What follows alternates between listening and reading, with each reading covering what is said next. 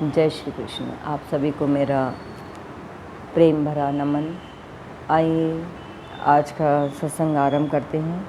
परम पूजनीय श्री श्री गुरु माँ के चरणों में कोटि कोटि वंदन करते हुए हम श्रीमद् भगवत गीता का 12वां अध्याय, जिसे भक्ति योग कहते हैं, उसका स्वाध्याय कर रहे हैं।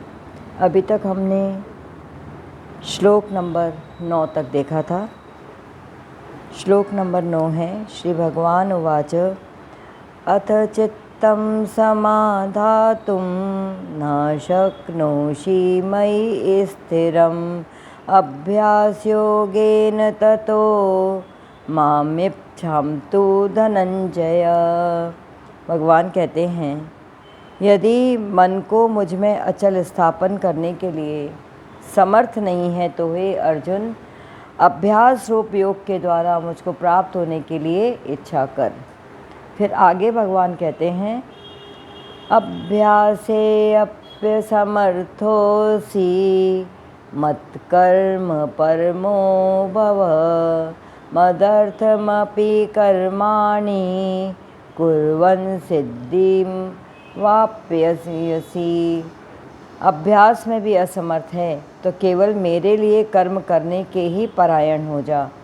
मेरे निमित्त कर्मों को करता हुआ भी मेरी प्राप्ति रूप सिद्धि को ही प्राप्त होगा। भगवान हमें हर ओर से कुछ विधि कुछ विधान बता रहे हैं और उनका ध्येय है माम एकम शरणम व्रज। एकमात्र भगवान की शरण हम किसी न किसी रूप से आ जाएं। भगवान ने अनेक विधियां हमें भक्ति योग में दी हैं। ये करुणा करके करुणा है कि वे हमें अपनी ओर बुला रहे हैं, अपने ओर जीव का स्वागत कर रहे हैं, अपने में समाहित करने के लिए वे लालायित हैं। श्रीमद् भगवत गीता के द्वारा अर्जुन के माध्यम से भगवान ने हमें जो वचनामृत दिया, जो कथामृत दिया, वह हमारे समस्त पाप ताप से मुक्त करने के लिए है। त्रिविध तापों से हम तप रहे हैं, उससे मुक्ति का साधन एकमात्र है कि हम भगवान के कहे हुए वचनों का पालन करें। अगर हम ईश्वर को मानते हैं तो ईश्वर की पूजा तो हम करते हैं, परंतु उनके वचनों का अगर हम मान नहीं रखते, उसका पालन ही नहीं करते, तो फिर यह ईश्वर को मानना कैसा है। ईश्वर की भक्ति तो तभी आरंभ होती है जब हम ईश्वर को जानें और ईश्वर ने जो हमें मार्ग दिया है श्रेयस्पद, और जिस निमित्त उन्होंने हमको यह मनुष्य तन दिया है, उसका हम अक्षरशः पालन करें, अभ्यास करें, अपने मन को अचल रूप से परमात्मा में स्थापित करें। और ये तभी संभव है जब हमारे जीवन में सत्संग हो। सत्संग वही है जिससे हमारा विवेक जागृत हो। सत्संग कुछ शास्त्र के बारे में, कुछ धर्म के बारे में या कुछ संस्कारों के बारे में जानकारियों को इकट्ठा करना मात्र नहीं है। उसको हम ज्ञान नहीं कह सकते। वो केवल एक इस प्रकार से है जैसे लाइब्रेरी में बहुत सारी पुस्तकें रखी हैं, परंतु जब तक हम उसका इम्प्लीमेंटेशन नहीं करते, जब तक हम उसको व्यवहारिक रूप में नहीं उतारते, हम उसको समझ करके उसमें अपने जीवन को नहीं डालते, तो वह हमारे किसी काम का नहीं है। जीवन क्या है, कैसे जीना है, कर्म कैसे करें, मनन किसका करे और बुद्धि किस पर हस्ताक्षर करे, यह सब हमें बड़े सुंदर तरीके से और बड़े सरल और सहज भाव से श्रीमद् भगवत गीता के रूप में स्वयं भगवान ने अवतार लेकर दिया है। ये करुणा निधान है, अवतार है भगवान का, जो निराकार होते हुए भी ईश्वर के रूप में प्रकट होता है। वह परमात्मा, वह परम सत्ता, वह सत्ता को स्वीकार करती है। वह सतोगुण को स्वीकार कर माया उनके अधीन है ईश्वर के, और हम माया के अधीन हैं। यह फ़र्क है जीव में और परमात्मा में। परमात्मा सदैव जानता है कि वह कौन है, वह ज्ञाता है, वह त्रिकालदर्शी है, परंतु हम जीव हैं जो हम मोह निशा में सोए हुए हैं, ममत्व से घिरे हुए हैं। इस दुर्ग को तोड़ना हमारे बस की बात नहीं है। इसलिए भगवान हमें या ज्ञान रूपी नक्शा देते हैं या मैप हमको प्रोवाइड किया है भगवान ने कि इसके अनुसार अगर तुम अपने जीवन की नौका को भवसागर में खेते जाओगे तो ये आध्यात्मिक प्रकाश आपको किनारे तक ले आएगा और स्वयं प्रभु आपका वहाँ इंतज़ार कर रहे हैं। या हम कहें प्रभु ही इस जहाज़ के खिवैया हैं जो हमें भव से पार ले जाने के लिए इस मृत्युलोक में अवतार बन के उतरे हैं। ईश्वर की पूजा हम करें ज़रूर, परंतु उपासना अंतरंग होती है और धर्म एक सोपान है जो हमें अनुशासित करता है, हमारी कामनाओं वासनाओं को नियंत्रित करता है। कितना भोगें यह अनुपात हमें बताता है। जीवन भोग के लिए नहीं है। समस्त सामग्रियाँ जो भगवान ने हमको दी हैं ये हमें हमारे उपयोग के लिए हैं, हमारे सहायता के लिए हैं। हम इनके संग्रह करने के लिए नहीं आए हैं। हम भोग में योग की विद्या सीखें। भगवान कहते हैं बाहर जो पदार्थ आपको मिले हैं, स्वयं इस शरीर सहित जो शरीर आपको पंच भौतिक दिया है ये भी साधन मात्र है, परंतु हम इसको भी मैं मान लेते हैं। हम देहाध्यास कर बैठे हैं। हम इसी में बैठ कर के आदि व्याधि उपाधि से ग्रस्त हैं। इसी कारण हमारे जीवन में कलमश ही कलमश है, दुख ही दुख है, कलेश ही कलेश है। क्योंकि जहाँ हमारी बुद्धि को होना चाहिए वहाँ हमारी बुद्धि नहीं है। हम निरंतर संकल्प विकल्प करते रहते हैं। जैसे स्वेटर बुनते समय कुछ फंदे डाले जाते हैं और फिर उसको बुना जाता है, इसी प्रकार हमारा मन लगातार संकल्प विकल्प के फंदे डालता है, उधेड़ बुन करता रहता है और इसी में हमारा पूरा मानव जीवन गुजर जाता है। भगवान हमें प्रत्येक भांति से बुला रहे हैं। ये उनका जो गीत है, गीता, ये उनका वेणु गीत है। इसी को हम कह सकते हैं कि ये महाराज के लिए हमारे लिए आवाहन करता है, जीव का आवाहन करता है कि मेरी ओर चले आओ।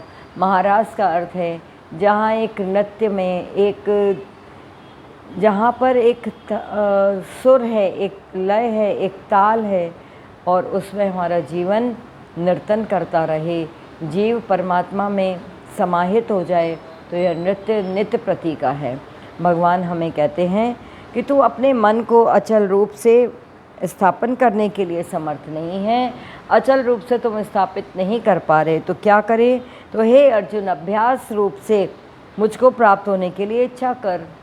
भगवान कहते हैं अभ्यास रूप योग के द्वारा, क्योंकि हमारी समस्त चेष्टाएँ श्रवण मनन निधिध्यासन परमात्मा के लिए हो, तो फिर यह हमारा अभ्यास हमको नित्य प्रति उसमें स्थापित कर ही देगा। क्योंकि भगवान ही एक प्राप्त हैं। भगवान को प्राप्त करना नहीं है, भगवान प्राप्त ही हैं। और वरन हम जो प्रयास कर रहे हैं भौतिक वस्तुओं को प्राप्त करने का, ये तो स्वप्न मात्र है। देह और गेह दोनों एक स्वप्न की भांति काल्पनिक लोक में हम जी रहे हैं। ये नित्य निरंतर परिवर्तनशील है।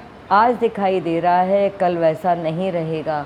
इसको ही माया कहते हैं। माया अर्थात जो वस्तु जैसी है वैसी हमको दिखाई नहीं दे रही है। समस्त परमात्मा का ही रूप है, वही एक अनेक रूप में भास रहा है और यह हमें तभी दिखता है जब हमारा अभ्यास पूर्ण हो जाता है। परमात्मा पूर्ण है, इसलिए पूर्णता प्राप्त करने के उपरांत ही वह हमें दृष्टिगोचर होने लगता है, अनुभूति होने लगती है।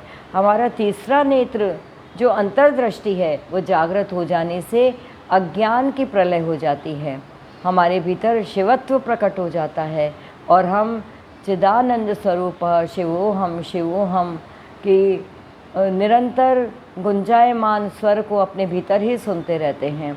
आत्मा से उद्धत होता है यह स्वर और हम इसको सुनते हैं और कह उठते हैं अहम ब्रह्मास्मि। और इसी को फिर गुरु शिष्य को उपदेश करता है तत्वमसि तत्वमसि तत्वमसि।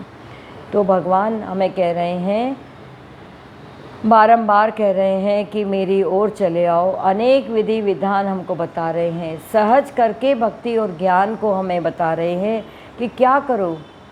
भगवान ने स्वयं हमको, जैसे एक अच्छा टीचर कई फॉर्मूले देता है अपने स्टूडेंट को कि अगर आपको ये कठिन लगता है तो ये वाला सूत्र अपनाओ, अगर ये इसमें कुछ प्रॉब्लम आती है सूत्र में तो इस फॉर्मूले से करो। तो भगवान भक्ति योग में अनेक प्रकार से हमको निमंत्रण दे रहे हैं अपने शरणागत होने के लिए। इससे अधिक भगवान और क्या कर सकते हैं। एक तो उन्होंने हमें मनुष्य का शरीर दिया, फिर महापुरुषों का संग दिया, और इसमें भी हम भक्ति ना कर पाएँ तो फिर हमको बहुत इसकी भरपाई करनी पड़ेगी और 84 लाख योनियों में हमको फिर से भटकना पड़ेगा।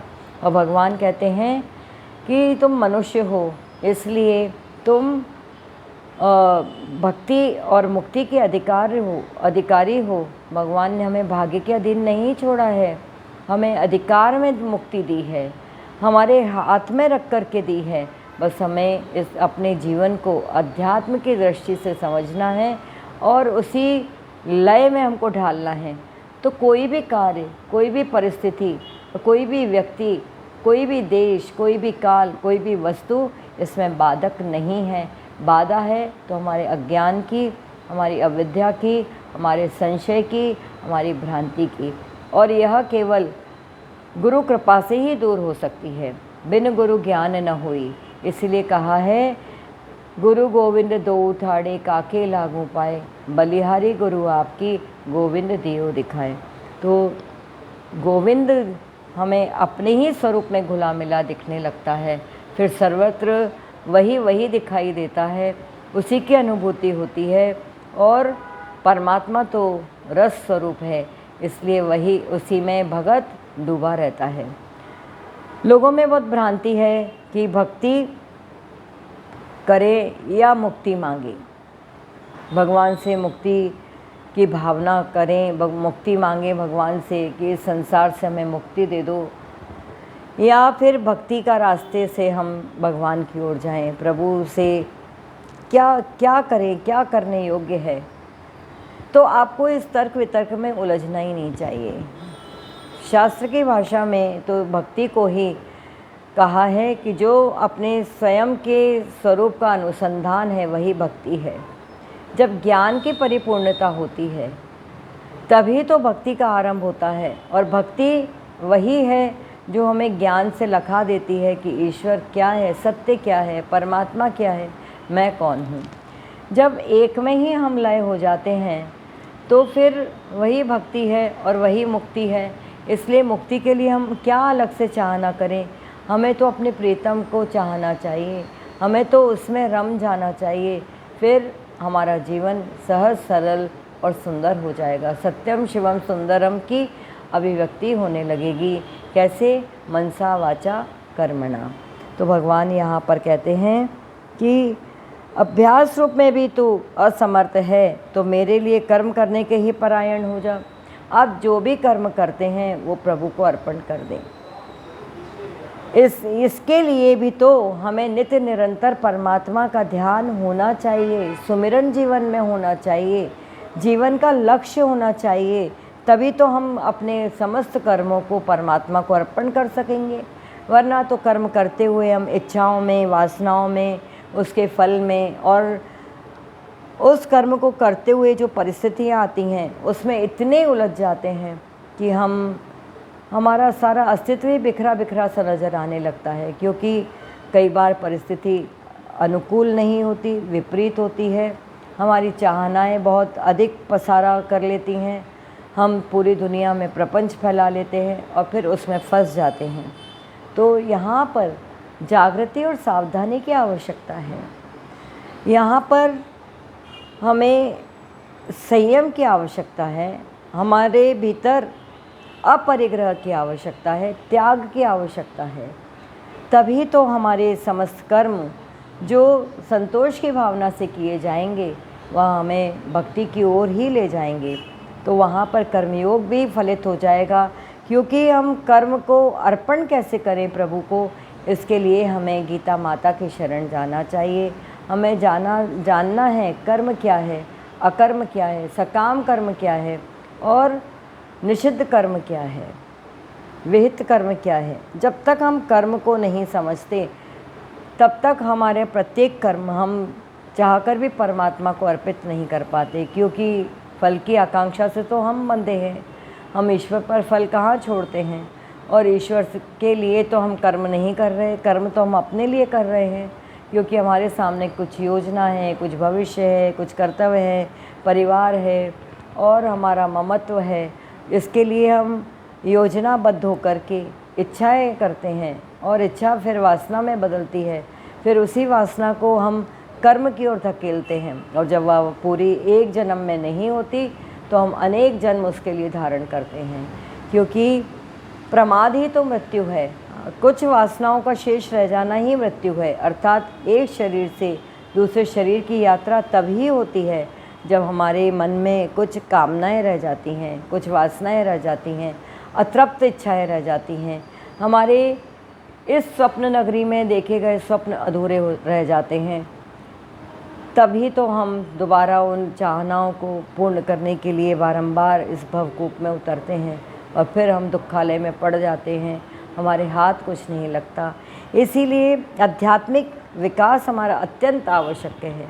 हम भौतिक विकास में लगे रहते हैं, भौतिक पदार्थों को ही संकलित करके हम अपने आप को बहुत बड़ा समझते हैं या जीवन की सफलता समझते हैं, परंतु जीवन कभी भी सुखदायी नहीं हो सकता, क्योंकि जहाँ सुख है वहाँ दुख अवश्य है।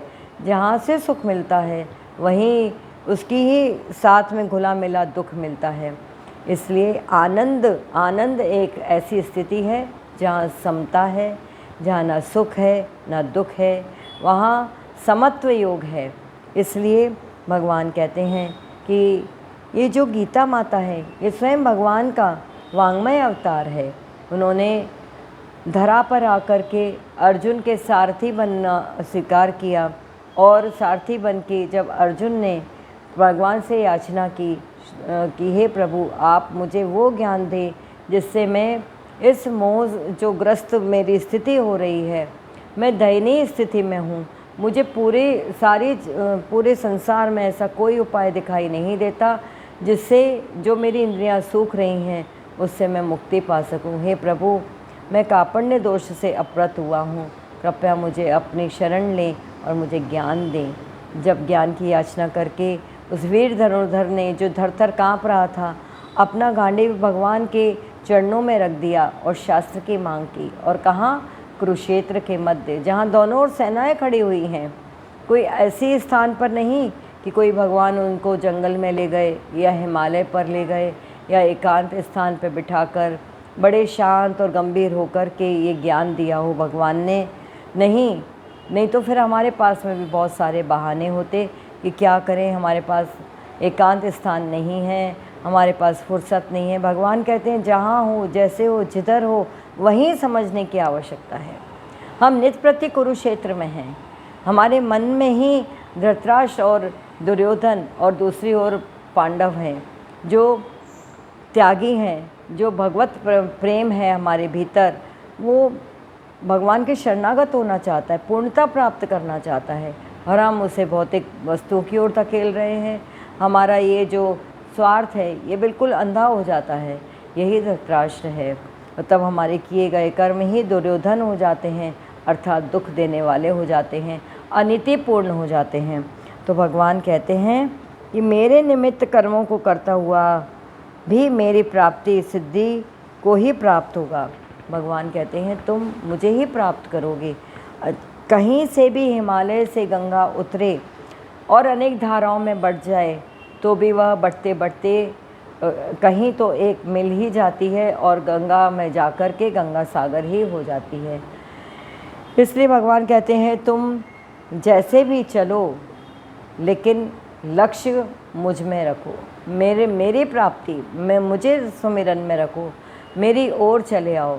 बस यही भगवान कहते हैं कि जिस हिसाब जो कहता है कि मैं ज्ञान के मार्ग से नहीं जा सकता, मैं तो मंद बुद्धि हूँ, तो भगवान कहते हैं यहाँ मंद बुद्धि कौन? मंद बुद्धि वो है जो एक ही गलती को बार बार दोहराता है। इसीलिए आदि शंकराचार्य ने कहा भज गोविंदम भज गोविंदम भज गोविंदम मूढ़मते। अब हमें अपनी मूढ़ताओं से निकलना है। मूढ़ता उसको कहते हैं जो गलती हम अनेक जन्मों से किए चला आ रहे हैं और इस जन्म में भी फिर वही गलती हम करें तो वही हमारी मूढ़ता है। भगवान हमें और कितने प्रकार से बुला रहे हैं, तो हमें अगर हम भगवान की इस वचन को, उनके प्रेम भरे निमंत्रण को अगर हम ठुकराते हैं तो बताइए हम कहाँ जाएंगे, कहाँ ठौर है। फिर हम गाते हैं त्वमेव माता च पिता त्वमेव बंधु च सखा त्वमेव विद्या द्रविड़म त्वमेव सर्वमम मम देव देव। जब हम भगवान के लिए गाते हैं कि तुम ही मेरे माता हो, पिता हो, सखा हो, बंधु हो, धन भी तुम ही हो, विद्या भी तुम ही हो, तो हमें इसको चरितार्थ करना चाहिए। और केवल इस जगत में कोई बाधा नहीं है भगवान के होकर जीने में, बल्कि संसार के होकर जीने में बड़ी बाधा है। जो अध्यात्म हमारे जीवन का, अध्यात्म ही हमारा आधार है। अध्यात्म ही की शरण में जाकर हमें जीवन की सच्चाई समझ में आती है। इस संसार का सत्य दिखाई देता है कि आखिर संसार क्या है और इसमें मेरी भूमिका क्या है। प्रत्येक कर्तव्य में आध्यात्मिक भूमिका में अगर हम रहते हैं तो हमें कोई भी कर्तव्य को भी हम भली भांति निभा सकते हैं, वरना जो भी हम कर रहे हैं उसमें हम ममत्व के कारण, अंधत्व के कारण, सत्य ना दिखाई देने के कारण कर्म के बंधन में बंध जाते हैं। इसलिए भगवान हमें कहते हैं तुम कर्म करो, लेकिन कर्म करते हुए भी तुम मुक्त कैसे रह सको, तो मुझे सब अर्पण कर दो। मैं तुम्हारे हर कर्म का की जिम्मेदारी लेता हूँ। अर्थात भगवान कहते हैं कि तुम एकदम सहज भाव से जियो। और ये सहजता और सरलता तभी आती है जब पहले हमें द्वैत में हम खड़े हो जाते हैं। द्वैत में जो हमारा ईश्वर है उसी के प्रति हम जब पूर्ण समर्पित हो जाते हैं तभी हमें वह अद्वैत की ओर ले जाता है।